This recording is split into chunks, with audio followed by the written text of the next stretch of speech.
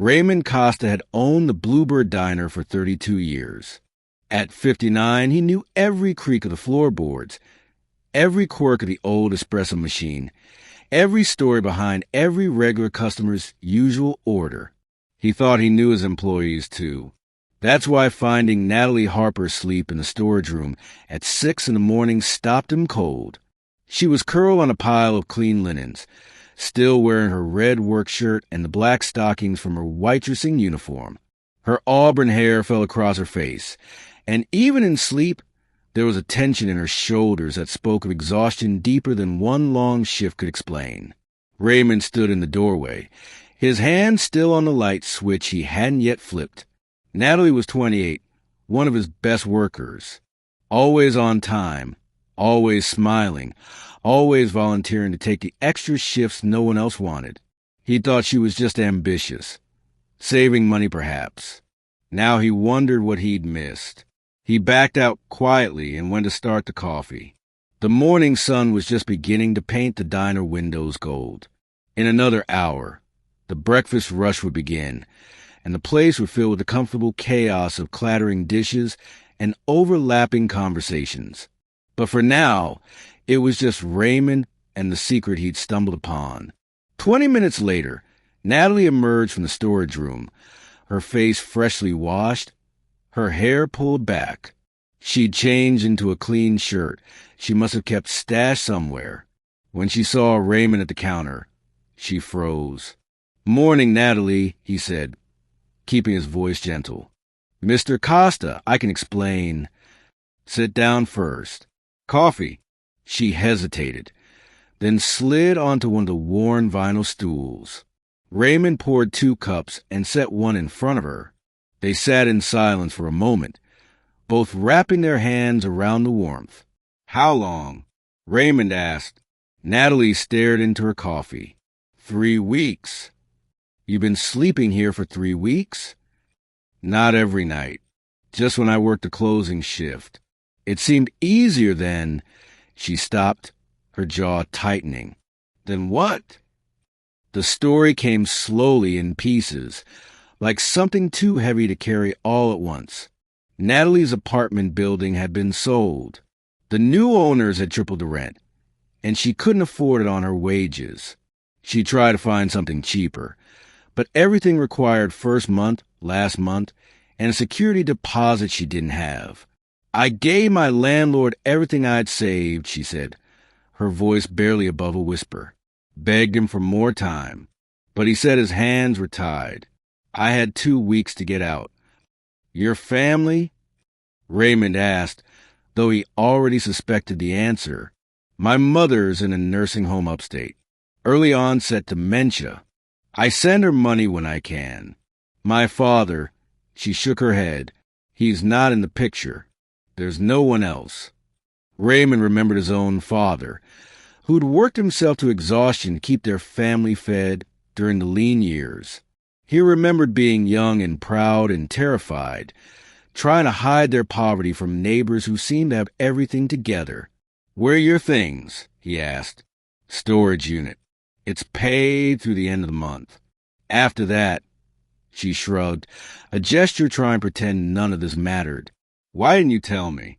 Natalie finally looked up, and Raymond saw the shame in her eyes. "Because I need this job, Mr. Costa. If you knew I was homeless, you might think I was unreliable or desperate or—" Her voice cracked. "This place is all I have left that's stable. I couldn't risk losing it." Raymond felt something in his chest tighten. How many times had he walked past her, never seeing the weight she carried? How many times had she smiled through her shift, while knowing she had nowhere to go when it ended? "You're not going to lose your job," he said firmly, "but you can't keep sleeping in the storage room." Fear flashed across her face. "Mr. Costa, please." "Let me finish. My wife and we've got a situation you might be able to help with." This was entirely true, but Raymond had learned long ago that people accept help more easily when they feel they're giving something in return. "Our daughter moved out last year," he continued, the plan forming as he spoke. "Left her old apartment above the diner empty.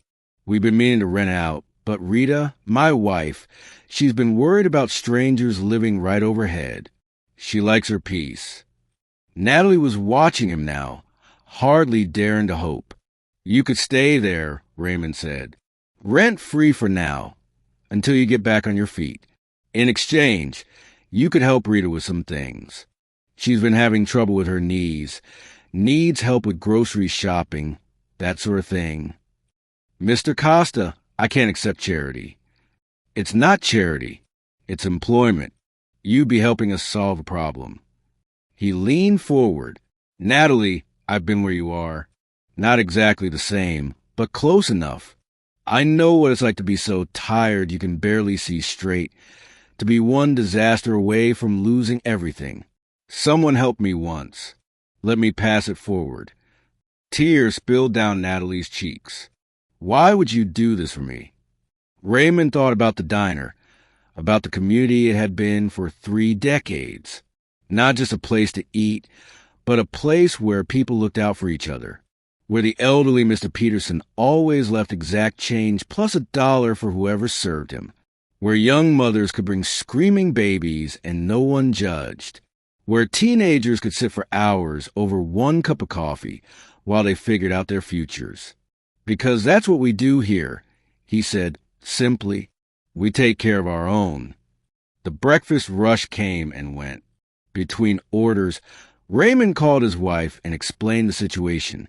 Rita, as he'd known she would, immediately started planning what they could move into the apartment to make it comfortable.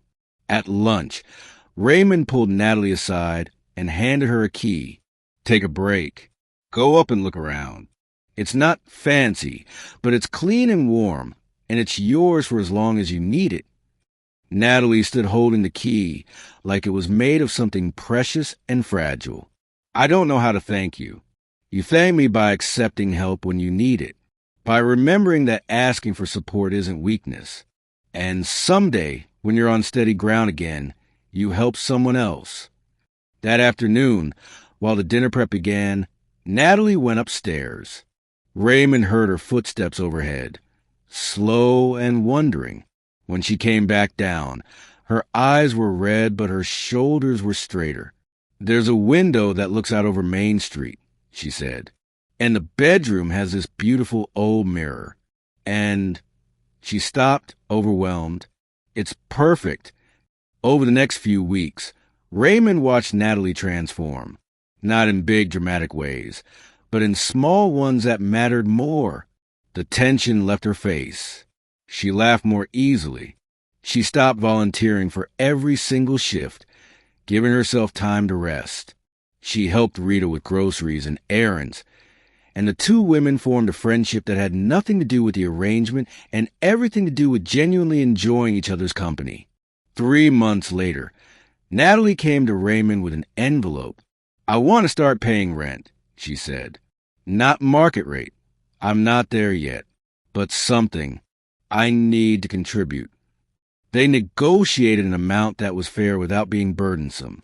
Natalie also started taking online classes in business management, something she'd always dreamed of but never thought possible. I want to open my own place someday,